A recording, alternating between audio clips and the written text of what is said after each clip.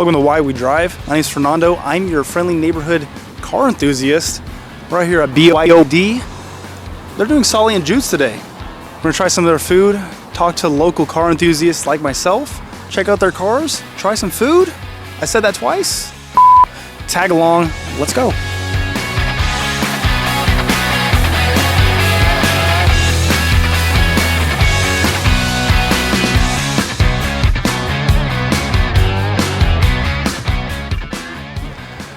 What's going on, guys? Today we're here with Patrick and his Audi. We're gonna take a walk around. Patrick, what year, make, and model we got here? So this is a 2014 Audi R8. It's the V8 dual clutch transmission, so it's the S-tronic.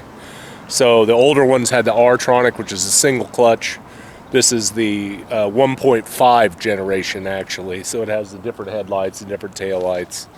And they only made it in 14 and 15. Let me ask you, what's the fastest you've got this up to in a safe space? Yeah, I've had it up to about 180. 180 miles an hour. Oh my goodness. Tell me a little bit about the interior. So it's basically all stock. I did put that carbon wheel on with the red stitching. Other than that, though, I believe it's 100% stock. That's the only thing I've changed. And I put this wing on here. This wasn't on here. Carbon fiber wing. That's a German Rush aftermarket. Just kind of makes the back end look a little more aggressive. Can we get this started up and listen to it?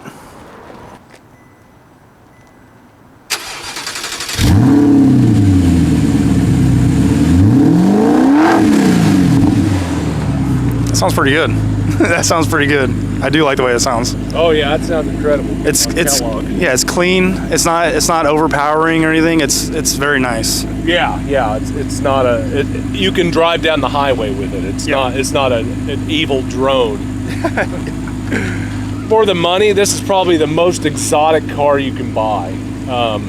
For what I paid for. I mean, I could have bought a Porsche 911, which would just blend in with every other Porsche 911. This was for sale in Benton, Kansas, too. So I was just like, I gotta buy it. I was saving up money to buy a V10, to be quite honest. But when this came for sale, I was just like, I gotta buy it because I don't have to, go to the East Coast and get a PPI and then transport it back and all this other stuff. I just went out there and bought it. How much did this one cost you?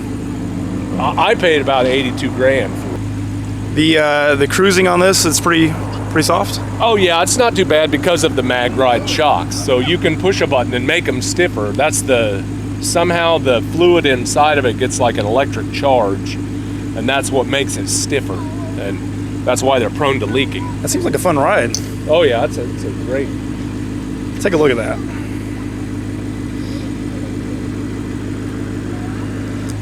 Looks excellent. All right. Patrick, thank you. You betcha. Appreciate it. Nice to meet you. Yeah, nice to meet you.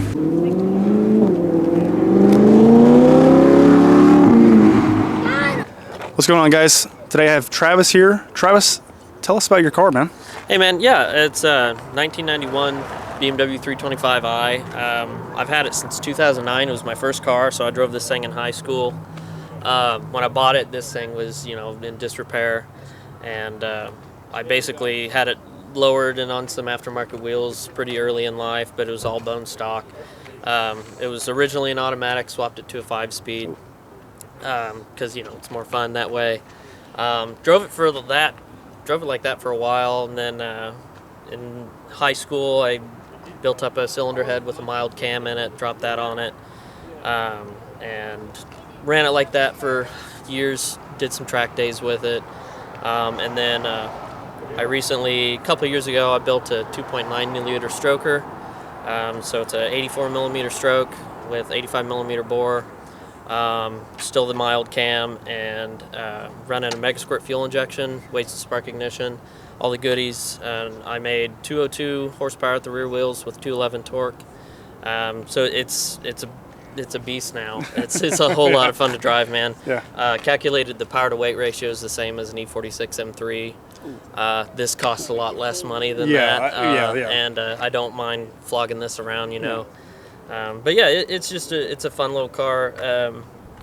My father owns a shop here in town, and we track E30s. We love building E30s. They're just our favorite cars. I mean, any of this 80s BMW stuff is just the best for us. I completely agree. And at the price point, it also, in my opinion, looks a lot better too. It's kind of like a timeless. Yeah. You know what it is when you see it, but it's one of those cars where it looks good today, tomorrow, and yesterday. Yeah, they're an iconic car, and almost everybody is going to recognize the car some way, especially if you're a car guy, if you followed 80s racing, the DTM, the E30 M3s, people are going to know it. This thing, believe it or not, has over 350,000 miles on the chassis. Oh my gosh. And man, I'll never sell it. I'll This is I'll a take lifer. care of this is a lifer, man. Yeah. I can't. It just, the value of these has gone up to the point where I couldn't afford to build it again. Can we take a look under your hood? Yeah, of course.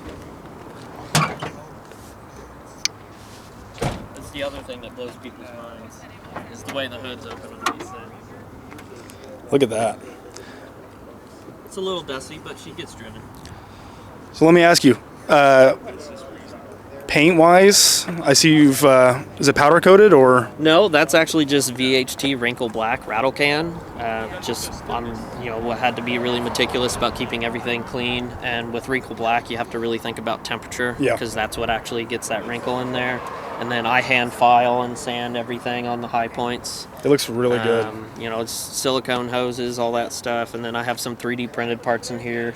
I don't do a lot of like cold air intakes, just because those filters aren't as efficient as a factory paper filter. So I've run the stock air box, but it's all adapted to run my Megasquirt stuff. So it looks fantastic. I mean, I like the basic air filter too. It's just it's hard to get away from that whenever it works. Right. Yeah. And with the mentality that we work with at our shop, you want to protect your investment, and Canon filters are great for performance, but they're also not filtering. So if you're dailying a car, you're sucking in all that micro dust. Yeah. And so we like to run the paper filters and keep it stock as much as possible.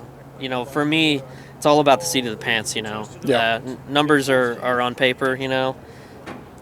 Saying that it has 200 horsepower at the rear wheels is great, but if you drove the car and you didn't know how much horsepower it made, it would feel like a lot, And that to me is what's so cool about these, is they're so raw and analog. Is you feel every bump, you feel the torque throw you in the back of the seat, and that to me is what driving a car is all about. The paper stuff is great to know, but the spirit of actually driving the car is what's really you feel like you're actually driving this car instead of like something newer. Exactly. Where the newer cars, they're driving you. Yeah, 100%. I agree. What kind of wheels we got on here?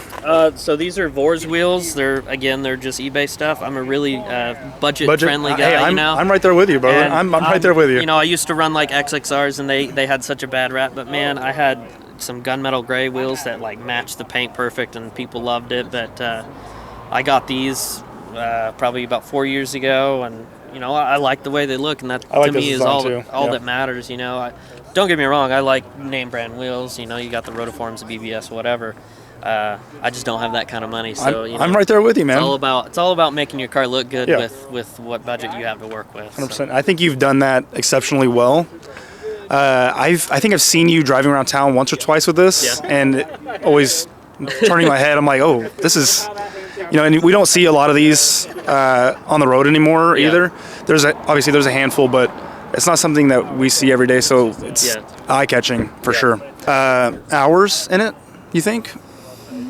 Kind of like a rough, several, several, man. Like I said, it's since I've owned it since 2009. It just you've probably got thousands of hours in it, man. You know this thing from top to bottom. I know this car like the back of my hand. I can tell you every paint chip. I can tell you everything wrong with it, everything right with it. It's my baby. That's good. And this thing is, again, it's excellent. It's well put together. It's definitely a head turner for sure. I love the way this looks. Travis, I appreciate you letting me interview you. Absolutely.